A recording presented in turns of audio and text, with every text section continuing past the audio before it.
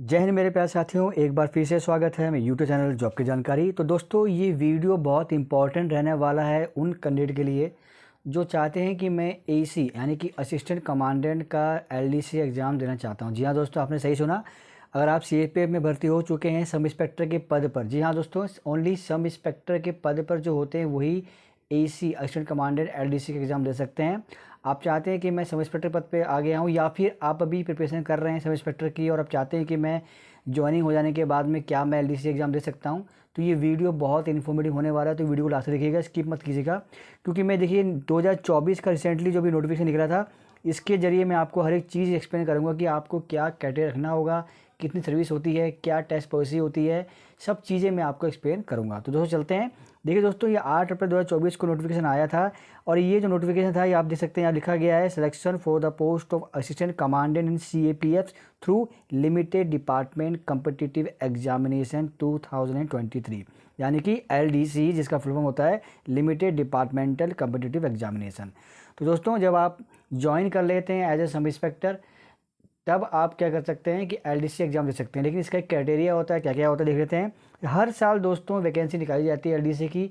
मान लीजिए कहीं ऐसा हो गया कि 2023 में वैकेंसी नहीं आई है, तो क्या करेंगे, वो 2024 में उसको क्लब करके वैकेंसी को निकाल देंगे। इट मीन्स हर साल एलडीसी का एग्ज़ाम लिया जाता है और कोई अगर स्किप हो जाता है किसी कारणवश, तो उसकी वैकेंसी जो होती है वो जो ख़त्म नहीं होती है, वो वैकेंसी नेक्स्ट ईयर फॉरवर्ड कर दी जाती है और एज में भी उतनी लेवल पे आपको छूट मिल जाती है। अभी दोस्तों यहाँ देखेंगे हम, तो यहाँ आपको देखने को मिल जाएगा कि आपकी वैकेंसीज़ का ब्रेकअप आपको यहाँ देखने को मिल जाएगा। सीआरपीएफ की वैकेंसी है, बीएसएफ की, आईटीबीपी और एसएसबी की अलग अलग वैकेंसी निकाली जाती है और ये कैटेगरी वाइज निकाली जाती है, जैसे अनरिजर्व, एससी, एसटी। तो ये क्राइटेरिया आपका रहता है। उसके बाद में दोस्तों नीचे आएंगे तो जो आपका जो पे स्केल होता है, तो असिस्टेंट कमांडेंट का जो पे स्केल जो बेसिक होती है वो आपको यहाँ देखने को मिल जाएगी 56,100 रुपया। बाकी आपको जो भी ग्रेड पे हो गया, आपका रिवाइज पे स्कोर हो गया, डीए, एचआरएससी, सब कुछ बेनिफिट आपको जो है एलडीसी से अगर पास कर देते हैं, सिलेक्शन हो जाता है, तो वो आपको पूरा मिल जाता है। अब बात आती है दोस्तों कि एज की कितना आपको एज आप यहाँ पे होना चाहिए। तो जैसे दोस्तों यहाँ पे देख सकते हैं, आपको ये जो आया था नोटिफिकेशन, इसमें बता दिया गया है कि मिनिमम 35 साल, मतलब मिनिमम नहीं कहूँगा, मैक्सिमम 35 साल की आपकी एज होनी चाहिए। और छूट की बात करें, अगर आप एससी एसटी से बिलोंग करते हैं, उस कंडीशन में आपको 5 साल का छूट यहाँ पे देखने को मिल जा रहा है। तो 35 साल आपकी एज मैक्सिमम होगी, और अगर आप एस सी बिलोंग करते हैं तो इसमें 5 साल और ऐड कर दीजिए, तो 5 साल के यानी कि 40 ईयर्स तक आप एग्ज़ाम दे सकते हैं एससी एसटी वाले। ठीक है। एजुकेशन क्वालिफिकेशन क्या होता है, सिंपल, आपके पास अगर ग्रेजुएशन है, भले वो कितने भी मार्क्स हों, आप अगर ग्रेजुएट हैं तो आप इस फॉर्म को अप्लाई कर सकते हैं। ठीक है दोस्तों, सबसे इंपॉर्टेंट बात क्या है कि सर्विस कितनी चाहिए होती है। लोगों को कन्फ्यूजन भी होता है, तो मैं आपको क्लियर करता हूँ कि यहाँ बता दिया गया है कि 4 ईयर की रेगुलर सर्विस आपकी होनी चाहिए, जिसमें आपका जो ट्रेनिंग पीरियड होता है वो भी इंक्लूड होता है। मैं दोबारा बोलता हूँ, आपका जो ट्रेनिंग पीरियड है वो भी इंक्लूड होता है, यानी कि 4 साल की सर्विस अगर आपकी हो गई है ट्रेनिंग पीरियड को मिला करके, तो आप एलडीसी के फॉर्म को अप्लाई कर सकते हैं।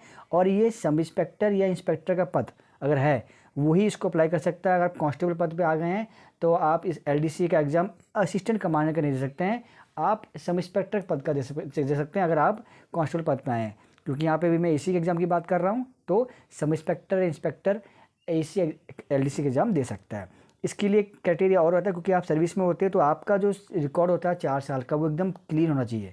उसमें कोई अगर आपने कोई गलती कर दी है तो आपको पनिशमेंट मिल जाएगी, है ना। तो उस केस के अंदर में आपका जो एसी ग्रेडिंग होगी वो डाउन हो जाएगी, और अगर पनिशमेंट भी आ गया है तब भी आप एग्ज़ाम के लिए एलिजिबल नहीं होंगे। आप जब फॉर्म भरेंगे और आपका जब 4 साल का रिकॉर्ड चेक किया जाएगा, उसमें अगर कोई पनिशमेंट है तो फिर आपकी एप्लीकेशन रिजेक्ट कर दी जाएगी।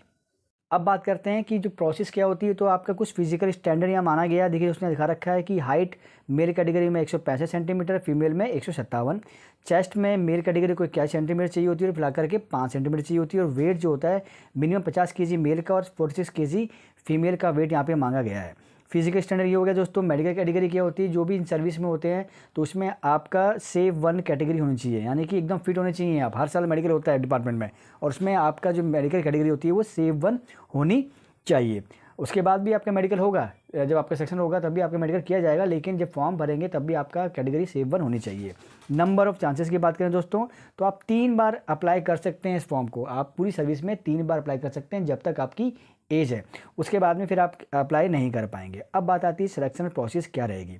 तो दोस्तों सिलेक्शन प्रोसेस में सबसे पहले आप फॉर्म भर देंगे।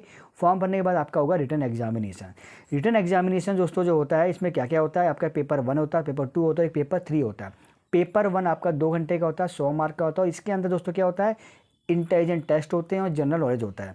जैसे कि यहाँ पर दिया गया है आपका क्या है, जनरल अवेयरनेस, जनरल इंटेलिजेंस, उसके बाद reasoning, numerical ability, current events के बारे में, matters of everyday observation experiences, मोटा मोटा ये पेपर आपका आता है। और ये बायलैंग्वेज में होता है, इंग्लिश या हिंदी के अंदर में। जब आप फॉर्म भरते हैं तो आप इसको चूज़ कर सकते हैं। उसके बाद दोस्तों होता है आपका पेपर 2 का टेस्ट। पेपर 2 में क्या होता है, ये होता है आपका प्रोफेशनल स्किल, यानी कि मान लीजिए अगर आप सीआरपीएफ में सर्विस कर रहे हैं तो सीआरपीएफ के रिलेटेड क्वेश्चन आएंगे, एसएसबी में कर रहे हैं तो एसएसबी रिलेटेड क्वेश्चन आएंगे, रूल्स रेगुलेशन जो भी होता है। ये भी दोस्तों 2 घंटे पेपर होता है, 100 मार्क पेपर होता है, 100 क्वेश्चन यहाँ पे आते हैं, ऑब्जेक्टिव टाइप पेपर होता है। और यहाँ पे 2 लैंग्वेज होंगी आपकी, इंग्लिश और हिंदी। ये 2 पेपर होने के बाद आपका होता है दोस्तों पेपर 3। पेपर 3 जो होता है ये भी इंग्लिश और हिंदी में होता है, जिसके अंदर में आपका ऐसे, प्रिसाइज राइटिंग और कॉम्प्रिहेंशन पूछा जाता है। 2 घंटे का पेपर होता है, 100 मार्क का ये पेपर रहता है। दोस्तों हर एक पेपर में आपको पास होना होता है। और यहाँ पर दे रखा है क्वालिफाइंग मार्क दिया गया है 45% होने थे हर पेपर में, 50% आपका एग्रीगेट बनना चाहिए। और अगर आप SC ST कैटेगरी बिलोंग करते हैं तो 40% हर पेपर में आपका पासिंग मार्क रखा गया है। और एग्रीगेट सब पेपर को मिला देंगे तो 45% मार्क आपका होना चाहिए, तभी आप क्वालिफाई करेंगे। ये मेरिट की बात नहीं कर रहा हूँ, सिर्फ क्वालिफाई करने के लिए आपको इतने मार्क्स लागे होंगे। अब बात आती है PET, जिसमें आपका जो ग्राउंड टेस्ट लिया जाता है उसमें क्या क्या चीज़ें होती हैं। इसमें भी आपका ग्राउंड टेस्ट लिया जाएगा दोस्तों, क्योंकि कई लोग सोचते हैं कि हम तो अब सर्विस में आ गए तो हमारा ग्राउंड टेस्ट नहीं होगा। बिल्कुल दोस्तों, यहाँ पे आपका ग्राउंड टेस्ट लिया जाएगा। तो मेल कैटेगरी में 100 मीटर रनिंग करनी होगी 16 सेकंड में, बहुत टाइम होता है, हो जाता है इजीली। 800 मीटर रनिंग होती है 3 मिनट 2.5 सेकंड में। लॉन्ग जंप 3.5 मीटर करनी होती है, 3 चांस मिलते हैं। शॉर्ट पुट फेंकना होता है 7.26 kg का 4.5 मीटर, बहुत ईजी होता है। ये अगर प्रैक्टिस करेंगे तो ये हो जाता है। वहीं अगर कोई फीमेल कैंडिडेट है तो 100 मीटर रनिंग करनी होती है 18 सेकंड के अंदर में, 800 मीटर रनिंग करनी होती है 4 मिनट 45 सेकंड्स में, और लॉन्ग जंप करना होता है 3 मीटर 3 चांद दिए जाते हैं। ये फिजिकल आपने क्लियर कर लिया। फिजिकल के कोई मार्क नहीं होते दोस्तों, फिजिकल आपका सिर्फ क्वालिफाइंग नेचर का होता है। उसके बाद आपका मेडिकल हो जाएगा। मेडिकल मार्क अगर फिट हो जाते हैं तो लास्ट में होता है आपका इंटरव्यू और पर्सनैलिटी टेस्ट। और यहाँ पर दोस्तों ये होता है पेपर आपका 100 मार्क का। देखिए दोस्तों यहाँ पे 100 मार्क दिखा रखा है, इसके मार्क आपके लास्ट में मेरिट में जुड़ जाते हैं। तो 100 मार्क में क्या रखा जाता है, 100 मार्क के अंदर में आपका फिजिकल मेकअप देखा जाएगा 10 mark, general intelligence, aptitude, interest, professional skill आपके 30 मार्क का होगा, बिहेवियर और साइकोलॉजिकल एस्पेक्ट आपके 30 मार्क का होगा। कोई भी एनी कॉन्स्पिक्यूस अचीवमेंट आपके पास में, कोई गारंटी रिवॉर्ड आपको मिल गया, कोई मेडल मिला हुआ है तो उसके 5 मार्क आपको मिल जाएंगे। कोई इंटरनेशनल के स्पोर्ट्स है, नेशनल स्पोर्ट्स आपके पास में, ऑल इंडिया पुलिस में आपकी गेम में अच्छा कोई आपके पास सर्टिफिकेट है तो 5 मार्क उसके मिल जाएंगे। और ओवरऑल अचीवमेंट जो होता है आपका, उसके आपके 20 मार्क होते हैं। तो 100 मार्क का आपका इंटरव्यू हो जाता है। इसके बेस पे इंटरव्यू और रिटन एग्जाम के बेस पे आपकी लगती है फिर मेरिट लिस्ट। ये जो मेरिट लिस्ट होती है दोस्तों, ये लगाई जाती है फोर्स वाइज वैकेंसी आती है और कैटेगरी वाइज भी ये वैकेंसी लगाई जाती है। तो दोस्तों मैंने नोटिफिकेशन के जरिए आपको एक्सप्लेन किया है। फिर जब सिलेक्शन हो जाता है फिर आपको ट्रेनिंग करनी होती है, और ट्रेनिंग के बाद में फिर आप जो है उस पद के लिए क्वालिफाई हो जाते हैं, आपका रैंक लग जाता है, आपकी पासिंग आउट पेड हो जाती है। तो दोस्तों नोटिफिकेशन के द्वारा मैंने आकर के आपको चीज़ एक्सप्लेन करी है। फिर भी कोई डाउट है तो आप कमेंट बॉक्स में कमेंट कर दीजिएगा। इसके अलावा मेरा टेलीग्राम ग्रुप है, एक व्हाट्सएप ग्रुप है, दोनों का लिंक भी डाल दूँगा डिस्क्रिप्शन बॉक्स में, वहाँ भी आकर आप पूछ सकते हैं। लेकिन अगर आपने वीडियो को देखा है तो आपको कोई डाउट नहीं रहा होगा, मैंने हर एक चीज़ एक्सप्लेन कर दी है। फिर भी लगता है कि नहीं सर मुझे समझ में नहीं आ रहा है, तो आप आकर के, आपका वेलकम है, आप आकर के पूछ सकते हैं कि सर इसमें मुझे क्या करना होगा। दोस्तों अच्छा मौका रहता है, अगर आप सब इंस्पेक्टर पद पर आ जाते हैं तो आप आगे एग्ज़ाम दे करके बढ़ सकते हैं, और आप एक गजेटेड रैंक में जो है अपना रैंक लेकर के एक अच्छी सर्विस और एक अच्छा सैलरी पैकेज ले सकते हैं। तो दोस्तों आशा करता हूँ वीडियो इन्फॉर्मेटिव लगी होगी। पहली बार आए हैं, चैनल को जरूर सब्सक्राइब कर लीजिएगा। मिलेंगे नेक्स्ट अपडेट वीडियो के साथ। और वीडियो दोस्तों वो होगा सब इंस्पेक्टर का LDC एग्जाम की क्राइटेरिया क्या रहता है। जी हाँ दोस्तों, अगर आप कांस्टेबल पद पे सेलेक्ट हो गए हैं तो आप सब इंस्पेक्टर के LDC एग्जाम के लिए क्या क्राइटेरिया होता है उसका वीडियो मैं लेके आऊँगा।